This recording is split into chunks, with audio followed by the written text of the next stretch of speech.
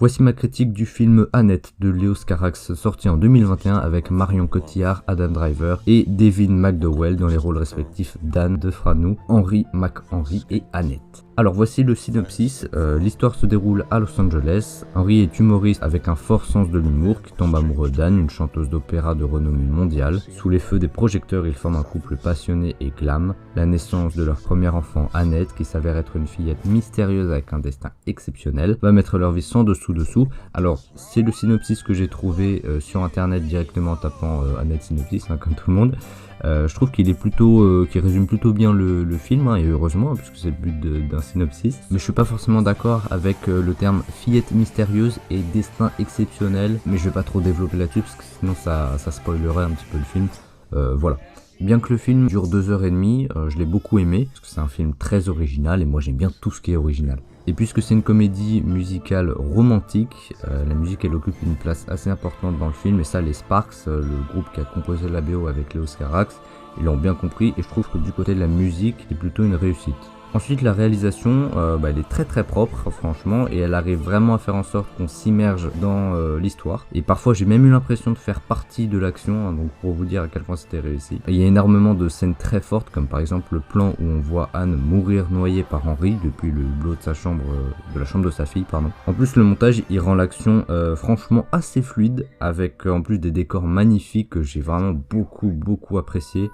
Notamment cette fameuse scène qu'on voit dans la bande-annonce où Anne elle est accoudée au rebord de la piscine avec une pomme qu'elle vient de croquer pour évoquer le risque de mourir étouffée comme Blanche-Neige par exemple, mais honnêtement je pense qu'il y a plein de théories là-dessus.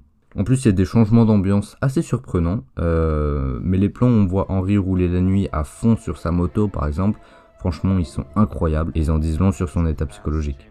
Et en matière de plan, de cadre, il y en a un que j'ai particulièrement apprécié, c'est celui dans lequel le maestro il parle des sentiments qu'il éprouvait, qu'il éprouve toujours d'ailleurs envers Anne, et le regret qu'il a pu avoir. Et le choix d'un travelling circulaire ici, il a son importance. Je trouve que c'est une très bonne idée de la part de Léos Carax, parce que ça permet en même temps de faire parler le personnage, donc de voir les émotions qu'il transmet, et en même temps ça permet de montrer ce qu'il est devenu, à savoir chef d'orchestre. Alors au niveau des personnages, donc on a Henry McHenry, c'est un personnage très sarcastique, donc forcément il va pas plaire à tout le monde.